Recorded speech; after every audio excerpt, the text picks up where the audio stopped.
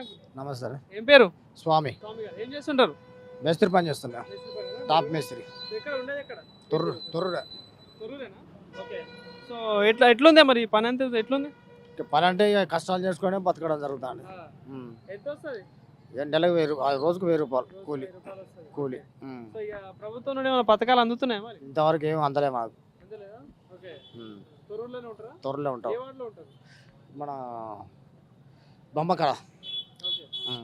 బొమ్మకాడ అంటే ఏ వార్డు కిందకి వస్తుంది? ఏమైనా ఐడియా ఉందా? వాటంటే కిరాయికి. రైట్. Okay okay.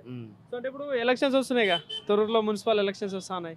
సో ఎవరికి ఎక్కువ ఛాన్స్ కనిపిస్తా ఉంది? ఎటు సైడ్ ఉండొచ్చు ప్రజలు? ఛాన్స్ అంటే మేము 24 గంటలు మా పని మేము పోతాం కాబట్టి ఇక రాజకీయం గురించి మేము పోం. మాది స్ఫూర్తి భవన నిర్మాణ కార్మిక సంఘం అది. అంటే మండల అధ్యక్షుడు అదే కానీ జనాలు మాట్లాడుకుంటారు కదా. జనాలు మాట్లాడుకుంటారంటే ఇక అది ఎటు మాట్లాడుతారో ఎటు పోతారో తెలియదు మనకు. ఇప్పుడు ఏం చెప్తాం మనం వాళ్ళకు, ఎందుకంటే 24 గంటలు అలా తిరిగేటోళ్ళకి అయితే మాకొస్తే వాళ్ళు చెప్పుకుంటారు. ఇక మేము తెల్లాలి అయితే లేబర్ పని చేసుకుంటాం కాబట్టి మాకు అంటే ఇప్పుడు మీ ఉండే ఏరియాలలో కావచ్చు ఏమైనా సమస్యలు ఉన్నాయి? ఇప్పుడు నీళ్లు కావచ్చు, కరెంటు, డ్రైనేజ్ ఉన్నాయి. ప్రతి సమస్యలు ఉన్నాయి. ఎవరికి ఇప్పుడు ఇందిరామిన్లు అని అన్నారు. ఇందిరామిన్లు ఆ ఉన్నోడికే ఇస్తారు కానీ లేనోడికి ఇచ్చుడే లేదు. వచ్చాయంటే అదే ఉన్నోళ్ళకే ఇస్తారు. గరీబోళ్ళు దిక్కనే ఉన్నారు.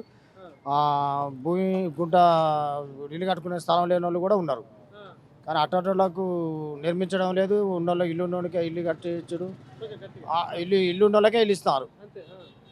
లేని వాళ్ళకు మరి పేదోడు ఎవడు ఉన్నోడు ఎవడు అనేది అది గమనించడే లేదు. ఏమంటే రాజకీయం వాళ్ళే చూసుకుంటారు. మాకు లేదు, కిరాయికే ఉంటాను. మరి ఇట్లా ఇల్లు లేదు మరి ఏందని చెప్పి పిటిషన్ పెట్టాను. పెట్టాం కానీ మా దాకా ఏం రాలే. ఎమ్మెల్యే వాళ్ళని కలిసి ఎమ్మెల్యేకు 4-5 సార్లు కలిసినాం. ఎవరికి అంటే పోయి కలిసి చెప్పినాం, మేడం మాకు ఇట్లా ఇల్లు లేదు, ఇది లేదు, అది లేదు అంటే చూస్తాం అని అంటారు. ఇప్పుడు మళ్ళీ ఇంకో విడత వస్తుంది, అప్పుడు ఇంకో మిగతా వాళ్ళకు ఇంకో విడత అంటారు. ఎప్పటికి 2వ విడత కూడా జరిగింది కదా. 2వ విడత కూడా అయిపోయింది కదా. అది ఉండాల వరకే జరుగుతున్నాయి.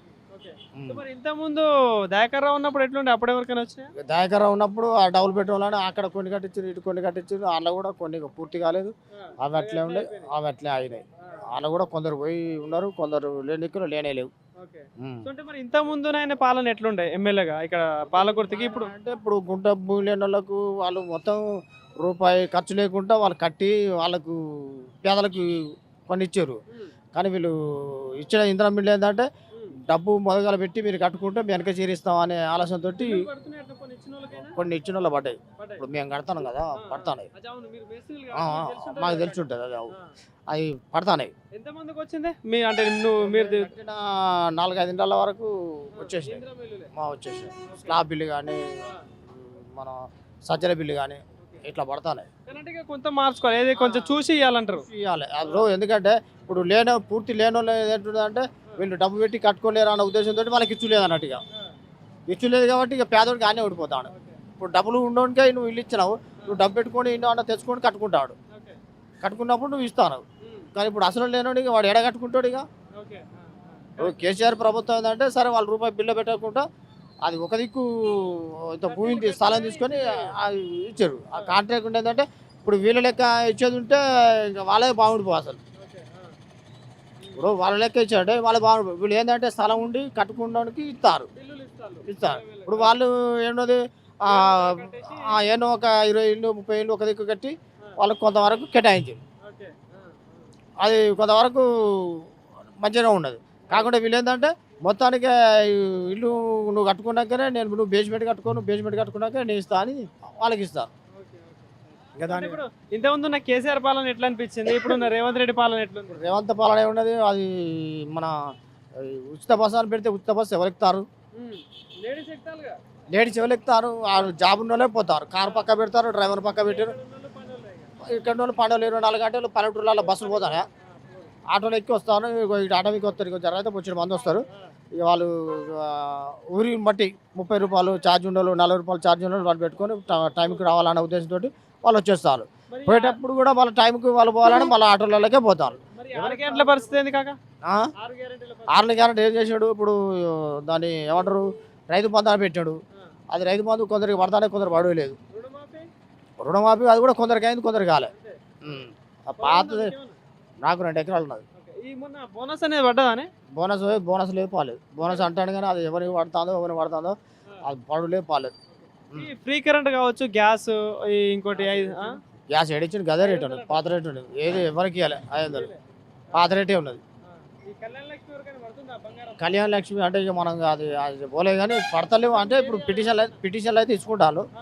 అంటే వాళ్ళు ఏంది అప్పుడు కేసీఆర్ బాబుది ₹1,00,000 వర్కౌట్ అవుతుంది. బంగారం లేదు ఏది లేదు ఇంతవరకు అయితే. నా చెవులతో అయితే ఇల్లే, ఇంతవరకు ఇల్లే. సరే, ఇప్పుడు ఇంత బాగానే ఉంది, మళ్ళీ ఎలక్షన్స్ వస్తే ఏంటి అంటే మీరు చుట్టుపక్కల ప్రజలు మాట్లాడుకుంటారు కదా కాక, అంటే ఇప్పుడు చుట్టుపక్కల ఎలక్షన్ అంటే ఇప్పుడు దాన్ని ఏమంటారు ఏటు నాగర్ ఏరియాలో ఇప్పుడు మంత్రి సీతక్కే కదా, ఆమె ప్రచారం చేసిన దాన్ని కానీ టీఆర్ఎస్ వచ్చింది. ఇప్పుడు ఈడ కూడా అదే ఇప్పుడు ఎలికట్ట కూడా టీఆర్ఎస్ అనే. ఆమె మేడం గారు ఇచ్చిన సీట్లల్లో కొన్ని వచ్చినాయి, కొన్ని పోయినాయి. ఇప్పుడు ఈ మున్సిపల్ ఎలక్షన్లు ఎట్లుంటుంది మరి? ఇప్పుడు 16 వార్డులు ఉన్నాయి మొత్తం. ఈడ ఎలక్షన్ కూడా నాకు తెలిసినంత వరకు అయితే టీఆర్ఎస్ అయ్యేటట్టు. అధికారం పార్టీ ఉన్నా కూడా అధికారం ఏం ఎలగబెడతలేదు కాబట్టి అధికారం పోవడాలంటే ఇప్పుడు వాళ్ళకు ఉండేది ఏంటంటే ఇప్పుడు గ్రామ పంచాయతీ ఫండ్ అయితే ఎట్లాగో వస్తాయి కదా, దాంట్లోనే చదువుకుంటారు.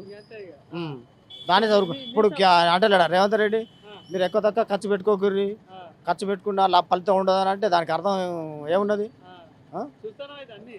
ఇంటనే ఉన్నాం, మాకు సెల్లాలు వస్తూనే ఉన్నాయి కానీ ఎందుకంటే ఇక మనం మా సపోర్ట్ అంటే ఇక మాకు ఏది మేము భవన కార్మికులం కాబట్టి ఇక టీఆర్ఎస్కే చేస్తామని ఈసారి మాకు ఉన్నది. మేము దాదాపు 270 మంది 300 మంది అనుకుంటాం మేము వేస్తాం. ఇక అటే వేస్తాం. ఎందుకు ఇదంతా తలకం నొప్పి మనకు అయితే మాకు కట్ట కావాలని మేము ఎంత పోయి అడిగినా కూడా ఇప్పుడు మాకు ఇట్లా కొంచెం అయితే ట్రాఫిక్ జామ్ అయ్యి ఇబ్బంది అవుతుంది. అయితే మాకు అవి ఉన్నాయి, గవర్నమెంట్ ఉన్నాయి కదా, మాకు ఒక రూమ్ ఇవ్వండి అని కూడా మేము ఎమ్మెల్యేకు వీళ్ళకి పిటిషన్లు కూడా ఇచ్చినాం.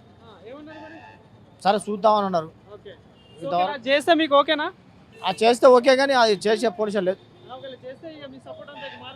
మారది ఆమె ఇయ్యదే మేము మారం.